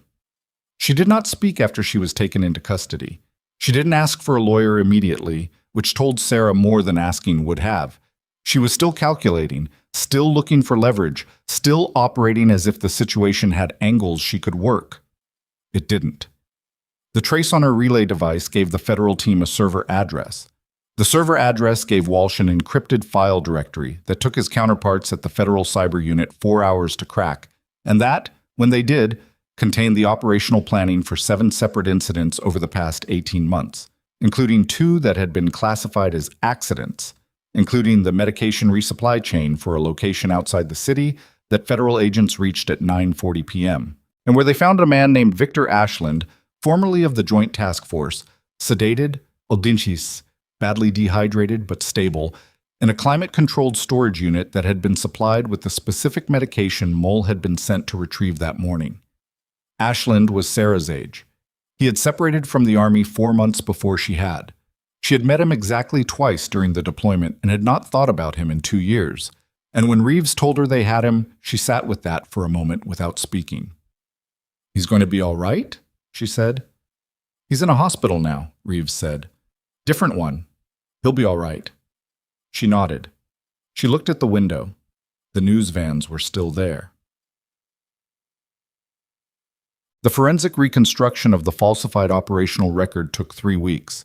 Sarah wasn't involved in most of it. She gave her deposition, twice in formal settings with federal attorneys and military legal officers and a court reporter, and she described in precise and unadorned language what she had observed during her second deployment, what she had documented, and where the documentation was. The redundant notation she had referenced on the phone with Keller was a digitized backup on an encrypted drive that she had kept in a safety deposit box at a credit union in a city she had previously lived in, under her mother's maiden name, because she had learned from people who were very good at their jobs that the best contingency was the one nobody thought to look for. The drive contained everything. The margin notation decoded the primary entries, and together they produced a timeline that contradicted the falsified operational record at 11 specific points. 11 moments where actions had been recorded as one thing and had actually been another, where intelligence had been attributed to a source that had not provided it, where outcomes had been documented as successes that had in fact produced casualties that were never formally acknowledged. The investigation that followed was not fast, and it was not clean, and it was not, in the end, the kind of thing that resolved into a simple story. Investigations into institutional falsification rarely did. There were arguments about classification, about jurisdiction, about what could be disclosed publicly, and what had to remain sealed for reasons that Sarah found frustrating but accepted because she had learned, over the course of the life she had lived, that accepting what you couldn't control was not the same as approving of it. What she could control was the deposition. She gave it completely and without softening anything, and when the attorney across the table asked her, near the end of the second session, why she had kept the records in the first place, she said what she had told Walsh about the open phone line, and she meant it the same way. Because keeping records was the job, she said. And the job didn't stop being the job because the thing it documented was inconvenient. Noreen Vastic was charged federally: conspiracy, kidnapping, obstruction, a list of offenses that the assistant U.S. attorney described to the press in a statement Sarah did not watch live but read afterward, in the break room at Halverson Regional, between a chest pain and a pediatric ear infection, on her phone. Vastic entered no plea on the day of arraignment, and her attorneys asked for delay after delay, which was the move of someone who was still looking for leverage she did not have. Douglas Prater was arrested at a bus station in a city 4 hours away, 17 hours after Reeves's people identified his secondary identity. He cooperated extensively and immediately, which was the move of someone who understood exactly how the weight of what he'd done was distributed and wanted to be on the right side of the distribution as quickly as possible. His cooperation contributed material to the Vastic case and to the broader investigation into the falsified record, and his sentencing reflected it, though not in a way Sarah thought was adequate and not in a way she was asked to weigh in on. Marcus Drummond was not arrested. He resigned from Halverson Regional on the fourth day after the incident in a letter that was brief and said nothing of substance, the kind of letter written by lawyers rather than people. The vendor contract irregularities from his time in Charlotte resulted in a civil action that settled 18 months later under terms that were not made public. He lost his administrative licensure. Sarah heard about it secondhand from Pete Gallagher, who mentioned it the way you mention something that has reached its natural end. "Do you feel better about it?" Pete asked. "Not particularly," Sarah said, "but I didn't need to feel better about it." Pete looked at her. "Then what did you need?" "The hospital to be safer than it was," Sarah said. "That's a different thing." The board meeting was in the 5th week. Sarah was asked to present, which she had not expected, and she prepared for it the way she prepared for everything, thoroughly, without pretense, with a clear sense of what she was actually trying to accomplish. She stood at the head of the conference table in the administrative boardroom, and she presented a 37-page emergency preparedness restructuring plan that she had written herself over 2 weeks of post-shift evenings, referencing the hospital's own compliance standards, the federal preparedness guidelines, and a set of field protocols she had adapted from military medical doctrine to civilian hospital context. She did not apologize for any of it. She did not soften it. She presented it as what it was, a plan to make the building less likely to be the setting for the thing it had been the setting for. And when the board members asked questions, she answered them directly. And when one of them asked whether this level of preparation was realistic for a regional hospital of Halverson's size, she said, "It was realistic enough that a decommissioned communication system saved lives 5 weeks ago. The question is whether you want to have this capability by design or by accident." The vote was unanimous. They offered her the Director of Emergency Preparedness position in the same meeting. She didn't accept it immediately. She asked for 48 hours. She spent the 48 hours thinking about what she actually wanted, which was something she was not always good at. The question of her own wants had been trained down to a low priority for a long time, first by the Army and then by the kind of life she had built after, the life that moved between facilities and never accumulated enough in any one place to constitute something she would have to grieve if she left. She was good at moving. She was less practiced at staying. She called her aunt. "The package is gone," Sarah said, "but it's handled. I just wanted you to hear that from me." "I know," her aunt said. "The young man from the federal office called, very polite." A pause. "Sarah, are you safe?" "Yes," Sarah said, and this time it was completely true. Then come visit, her aunt said, before another 3 years go by. I will, Sarah said. She meant it. She accepted the position the next morning and called Pete to tell him. He was quiet for a moment. Then he said, Does this mean you're not on my floor anymore? I'll still pull shifts, she said. The ER is part of emergency preparedness. I'm not going to manage a program I'm not inside. Okay, Pete said. She could hear him trying not to sound relieved and failing. Okay, good. She went back to the ER the morning after she signed the paperwork, not for any operational reason, just because the ER was where she had been when the morning started and it seemed right to close the loop there. She pulled on her blue scrubs and clocked in and stood at the supply cart and inventoried it, the way she did every morning, the way she had done for 91 days before the world shifted and would do again for however many days came after. Torres found her at the cart. He looked better than he had in the weeks immediately following the incident, Chad. The kind of better that came not from forgetting, but from integration. From the slow process of carrying a hard thing until it found its place in your weight distribution. Heard about the director position, he said. News travels, Sarah said. It's a good thing. For the hospital. He paused. For everyone, actually. She kept inventorying. He stayed beside her for a moment. Can I ask you something? Probably, she said. Were you scared? In the OR, when you moved on him. She thought about it, the real answer, not the clean one. Yes, she said. I was scared the whole time. Fear doesn't really go away, but it just becomes one of the inputs instead of all of them. You feel it, and you move anyway, and the movement is the thing that matters. She paused. The second you think not being scared is the goal, you start making decisions to protect yourself from the fear instead of decisions for the situation. That's when things go wrong. Torres thought about that. Did they teach you that in the Army? No, Sarah said. I learned it wrong first. That's usually how. He nodded. Then he went to check on his patients and she finished the inventory and the ER opened around her the way it opened every morning with its attendant noise and motion, and she moved through it with the particular quality she had always had, efficient, unflashy, present, except that now, if anyone watched her move, they were watching someone they knew. Not the combat background as a curiosity, not the incident as a legend, just someone who had been here, who had read the newsletters and updated the protocols and stayed when it was easier to leave.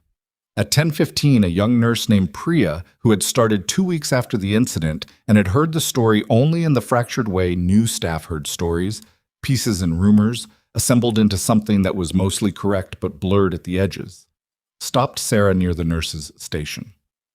Can I ask you something? Priya said.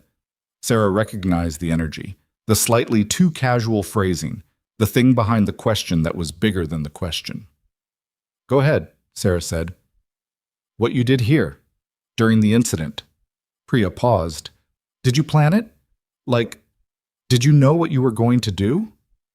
Sarah thought about 6:47 a.m. She thought about the parking structure window. She thought about the E7 sequence and the stretcher and the tourniquet in her scrubs pocket and the OR floor. I planned to keep everyone alive, she said.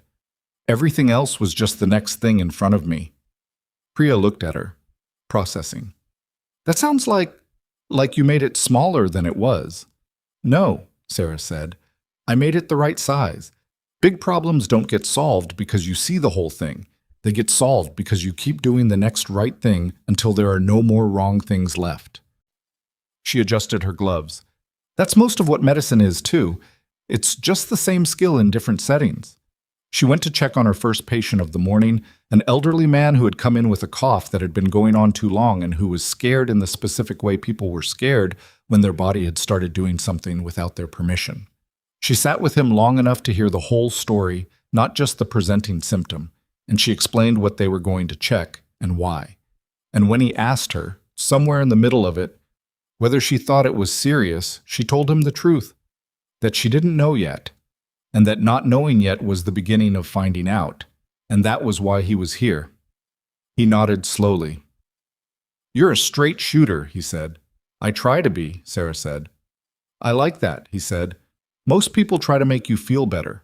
You try to make sure you actually are. She thought about that for the rest of the shift. Through 2 more admissions, a wound check, a difficult conversation with a family in the waiting room who needed news they were not going to like, and a moment around noon when she stood at the window in the break room with bad coffee and looked out at the parking structure and thought about everything that had happened and everything it had cost and everything that now, improbably, existed because of it. The community that had no idea she was there. The patients who had moved through this building for 3 years without knowing who was working their cases.